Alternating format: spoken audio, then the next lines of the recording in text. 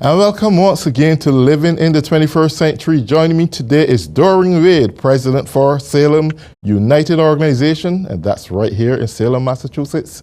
And also is Monique McNeil. She is the Vice President for the Socioeconomic Development Foundation of Boston. Ladies, it's a pleasure to have you on the show this morning. Thank you. Thank you very much. So, Doreen, you know, I'm a person who well-versed in Caribbean history, not too much of the American history per se, but in this case it's so unique that I guess I'm not the only one. There are many Americans, old and young, who doesn't really know anything much about or masking the hidden history of Black voting system. Could you explain a little bit about that to me? Yes, actually on the third Saturday of July every year, people go to Salem Willows from all over, and they go to this event. And the event is actually 282 years old. Today it is called Black Picnic Day, but we are actually changing the name, and I'll discuss that in one moment. Sure. But basically what it is on third Saturday of July, we actually are honoring the first Black voting system. An African named Pompey in 1740 came to this, what was brought to this country as a enslaved African.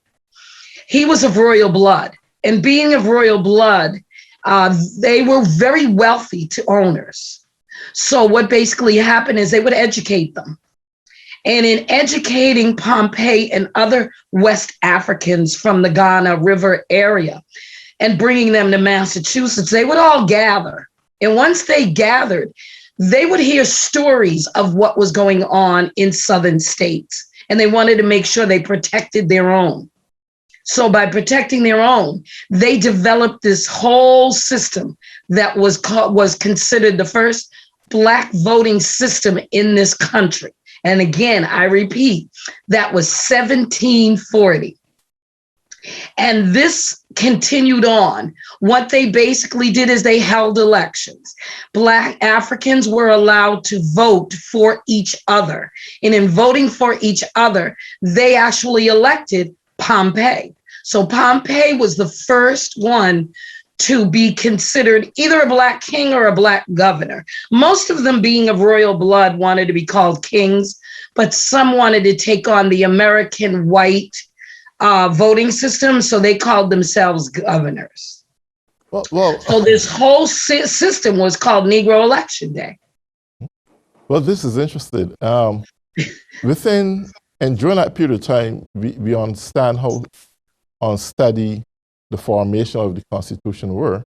Tell me something, how much scope did the Black voting system then that originated around Pompey, what impact did it have within the Constitution itself in the United States of America? Was it an outside thing that generally surrounded Blacks? Did it have an input really within the parameters of the Constitution, or was it just somewhat equal but somewhat segregated? Well, as I said, it started in 1740, and it basically went throughout the whole New England states. Right. And it actually did play a role, because what would happen is Pompey and others in Rhode Island, Connecticut, New Hampshire, they would actually sit down with their, what we're calling white counterparts, which would be the governor who ran that state. And they would actually formate rules and regulations that the governor would actually implement into the state and allow these Black kings and governors to rule and regulate in their respective states. So for example, Pompey would have court members, and those court members could be spread out throughout New England. And so what they would do under the approval of Pompey, they would implement these rules and they would implement these regulations. And there actually were governors or kings that actually helped get some slaves free. They actually went to court and they actually fought with the slave that wanted their freedom, and they actually obtained their freedom through purchase. Great. So in some cases, it did have a minor impact on how Yes. slaves and freedom was viewed. Yes. In your opinion, did it have a general impact on the overall look of slavery itself? Because that was an entire struggle for the Black community as a whole. It did have an impact, but it had an impact in northern states and all the way up to Virginia. But once you passed Virginia, of course, because of the way that Southern slaves were treated, it actually had no impact. And during that time, most of the white Southern states didn't even accept what the white Northern governors would rule in their state. So, of course, they were not going to accept what somebody who they felt was beneath them to make rules for their slaves. But yes, it was the beginning, because you look at the story of Armistead. Some of those rules that were followed by lawyers and other people of white authority, they originated from the 1740s and the 1800s. So these kings actually did make an impact on the laws, but they basically, this was not taught to other Black Americans because, as I said, it was basically those of royal blood who actually ruled for those who weren't of royal blood. Was the existence of the Jim Crow system and era present a negative impact and block the whole progress that these royal lineage of Black leadership had at that time? It depended. There were times, I'll give you an example. Negro Election Day was held in Boston, and it was held on the Boston Common. And basically what happened is, at that point, they felt that Blacks were getting too powerful, because you had people like Prince Hall and other people who were involved in this Negro Election Day. And by becoming too powerful, they actually enacted a law, and it said that Blacks could not meet on the Boston Common, which actually was the beginning of sending them to Lynn and to Saugus and to Marblehead and other places in the North Shore. Monique, I'm going to ask you this question. How important is it today that you think young people and old people alike should be exposed to this kind of Black history in schools right now as it is taught? And do you think that teachers should be really aware of this? Because I can see clearly that this is not taught in the American schools. It is a piece, and as you said it for yourself, it's a piece of hidden American history when it comes to Black people. What's your input on this? Oh, wow. Such a powerful question, and such an important question. The answer would be absolutely yes, that this history should definitely be taught in the schools. It's all about re-educating the educated, because not everyone knows about this history. And it's such a powerful, empowering history that should be shared and exposed. And it's about taking away, we talk about removing of suppression. This would be, if we kept this silent, if we kept this from our schools, if we kept this from our communities and from everyone throughout this country, it would be another form of suppression. And that's what this has been for the past 284 years, of the unacknowledgement or the unacceptance or the unrecognition of such a powerful movement that was happening since 1740. And you imagine at that time that slavery was still very rampant. So these individuals, such as Pompey, was strong enough and powerful enough to still have these elections, even though everywhere in this country, slavery was still rampant. So it shows the driving force and the powerfulness of their actions. And even more so why it should be taught to young children and to everyone. People should know their history, know where they come from. And absolutely, you're right, Aaron. And when it comes to education and when it comes to academics and learning, I asked my daughter, when I talk about US history, is Black history even mentioned? And she looked at me very confused because it is not mentioned, as if we're not a part of that history. And that is something that we really need to change, that narrative. We need to change the way education is being viewed and the way that it's taught, to include African-American history, to include Black history as part of US history, because without African-Americans, without Blacks, there wouldn't be a US history. There wouldn't be a history at all. So to include us is another form of suppression. And I know that is something that's very dear, important to Salem United, is to preserve and to protect and to educate. And that's definitely something that we're looking forward to do, get involved with the schools and educating the young children, educating everyone about this history that's happening right here in Salem. And it's so important. It's just so important. And so we're working on that will be our next endeavor. Well, beautiful. Before I touch on the agenda of pushing this through schools, I want to ask Doreen this question. Do you see that the transcending of great blood lineage and powerful kings like Pompey made it possible for men like Malcolm X and Martin Luther King to really, that they had opened this door that years down the road that they can get out there and pursue freedom for Black people? Or was that something totally itself left men like Martin Luther King and Malcolm X to do on their own?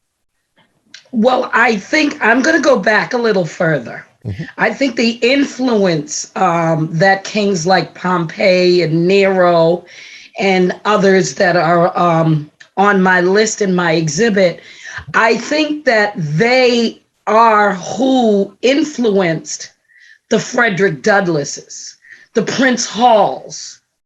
And then from there, you have the Frederick Douglasses and the Prince Halls who influenced the next generation, leading down to the Malcolm X's and the Martin Luther Kings. But because our history almost stops at Frederick Douglass and then jumps over to no one in between that and goes right into Malcolm X and Martin Luther King. Everybody in between that was a great influence to get to even today has just been lost. So without the King Pompeys, there wouldn't be Frederick Douglasses. Without Frederick Douglasses, there wouldn't be Martin Luther Kings. And without Martin Luther Kings, there wouldn't be people who we consider in that status today. What written agenda you have now that you want to pursue to have this kind of history released throughout the United States in all schools? Because I think it's imperative that our younger generation has a knowledge of where we really came from. Our ancestral suffering and problems that they would have faced to make this journey possible. I don't think it should just go unforeseen. And in the result of that, we have young people just think that life is about new technology, the latest phone, the latest computer, the latest iPad. And really and truly, the system still remains constant when it comes to institutionalized racism, when it comes to keeping suppression on Black people, when it comes to lynching. All these things still exist. While we have a group of Black young folks, or minorities rather, running around gunning each other down and taking life for granted and living a short life and thrown into prison.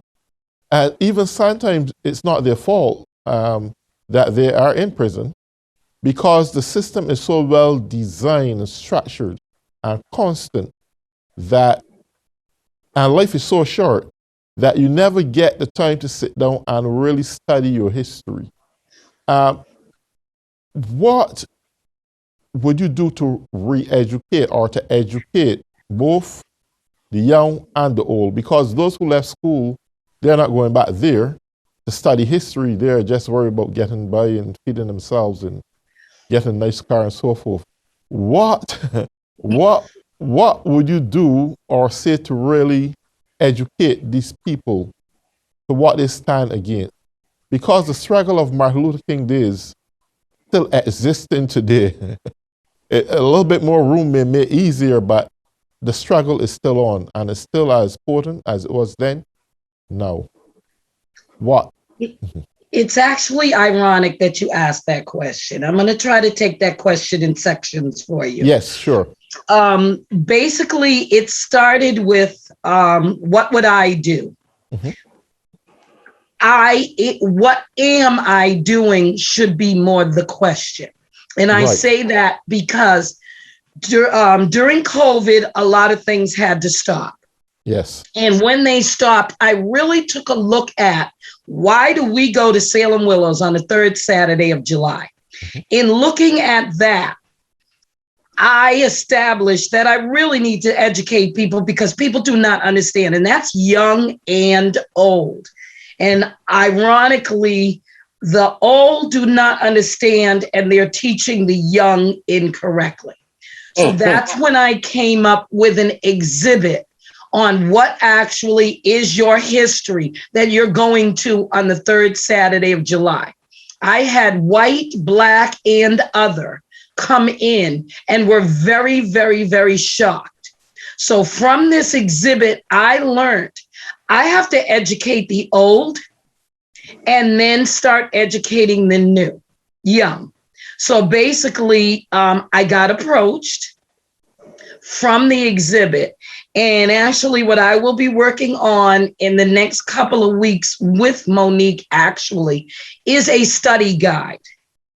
That study guide we will be presenting to teachers, superintendents of schools, and we'll be implementing it into our government, because you can't teach in the schools without first going through our government, as I am learning. We are also taking this history and we're putting it into a documentary. And I have a film director right now who is requesting to help build this documentary. So we will not only be using the study guide, but we will be using the film. And then we also have a program, Monique and I, that we're trying to start. And it's going to be called Youth Teaching Youth, I think, or Students Teaching Students. We haven't come up with the actual name, but what it will be is we're going to the colleges. We're going to teach the colleges this history and other histories. And then what we are basically going to be doing is we're going to have those college students teach the high school. From the high school, the students, they'll teach the grammar school.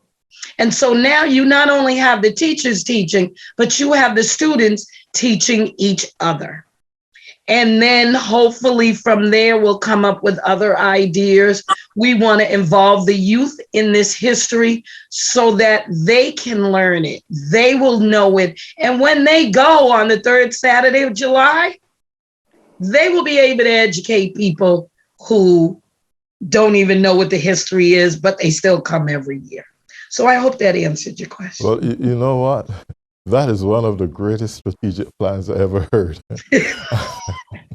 I'll tell you why. Through your hierarchical arrangement of students teaching students, not only are they teaching the students, but they're actually reinforcing what they would have learned. And it is so much potent benefits in that is that when it happens that way, not only does the teachers get knowledge, the students get knowledge, and the students get knowledge, and it become ingrained in our system as we grow old, what and who we really are as a people. But I want to move to this next question, and I'm going to ask Monique this question. Now, for young people today, life is a struggle in many ways. And recently, with the COVID-19 in place and everybody stuck at home, some going back to schools, some kids are too young to get vaccinations. That's a minute problem there. Even some kids are fighting with their parents to get vaccines. Then, on top of that, we got the broad world of technology, everything to divert your attention from education, Black history, American history. So this is my issue. With so much going on in this time and season, how would you best prepare to make this the nucleus or the core of academic excellence from young kids going right through colleges? Now, it can be done, and it should be done because I think it's essential. But how best would you activate that in a way that it remains constant and going? I don't know. I asked you, Monique, but either you or Doreen can answer this, maybe a little bit off your field. And you can jump in, Doreen, absolutely. I think by how we're going to keep it going is by keeping it positive and making people excited and eager to understand the history, to want to learn the history, and being a part of their history. And having the children teach other children. It's not only getting them excited about what's happening, because as we know, when a child teaches another child, there's something about that. Yes. That the whole element of that is resonates differently from an adult teaching a child. So we're getting children involved, we're getting them excited, and we're also developing young leaders at the same time. And so I feel like it's really like a 5-in-1. We're doing so many different things, but doing actually one action that's where is causing 5 different things to happen. So I think, especially with this whole movement going on right now, this whole movement since George Floyd, I think has really, caught the attention, has really grabbed people by their shirt collars and said, you're going to listen to us and you're going to hear, our cry for equality and cry for diversity and cry for really making us a acknowledgement of what is happening. We want to be vindicated is the momentum that is happening at this time. So I just feel like the timing is just absolutely paramount. We talk about diversity and inclusion. There's so many different, programs that are out there, and people are up to listen. Where, I've spoken to people in the past where they said, I didn't really look at things that way. I didn't really, look at myself that way. And because of what happened with George Floyd has really got people paying attention, looking at themselves, looking at, different things that are happening in their community and saying, wait a minute, that's suppression or that's not right. So it feels like there's a momentum of more people wanting to step up and stand out and be a part and be involved. And then you have the people who, don't really know how to be involved, but know by not saying anything would be part of the problem. And it really comes down to 2 things. You're either part of the problem or you're part of the solution.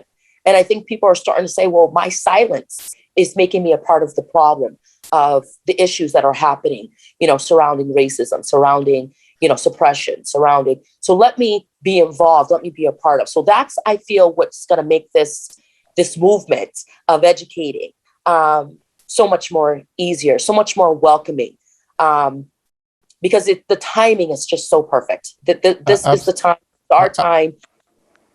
Absolutely. I couldn't agree with you more because we are in a season where we see with our own very eyes, especially with no technology made manifest to the whole world, the kind of craftiness and modern day lynching that was going on from state to state by police and law enforcement, and the crafty things that get done in the workplace to employees and so forth that are of minority descent. Yes, but I only mention that question simply because I know we live also in a time that people are ignorant. People prefer somewhat to live in denial than to embrace the truth. And you may get people saying, hey, that's 300 years ago, that's 200 years ago. Why am I caring about that? No, I have my iPad, I got my game to play, I have this to do, I have this person to text. And we are so busy with modern technology in front of our eyes that become blinded to the things that matters most. So I was just looking at how we're going to break through that wall of modern times, that we could bring back a little piece of ancient history that is essential to the growth and development as a people in this country. Well, I think that's, I'm trying to do it in an exhibit format. Okay. So basically right now we're working on getting a permanent building to have a museum. Beautiful. And basically what I did, or what we all did in Salem United, is we took the history of Negro Election Day and what it stands for and what it represents. And actually then we stopped. Okay. We walked through the history of the Black voting system. Okay. And we brought it to today. Okay. And then we flipped it back to Negro Election Day before we ended the exhibit. So we brought the past